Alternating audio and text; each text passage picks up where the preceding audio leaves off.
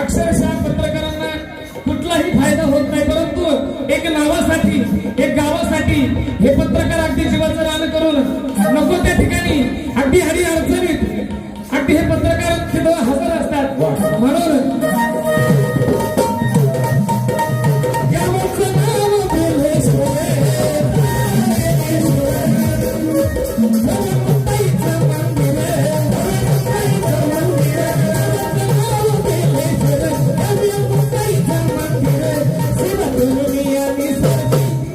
काही पैसे भेटत नाही पत्रकारांमध्ये, काही पैसे भेटत नाही. अगदी मंगळवारालाही आपले चौरे साहेब तुम्ही हजर असता, अगदी निस्वार्थी सेवा करताय.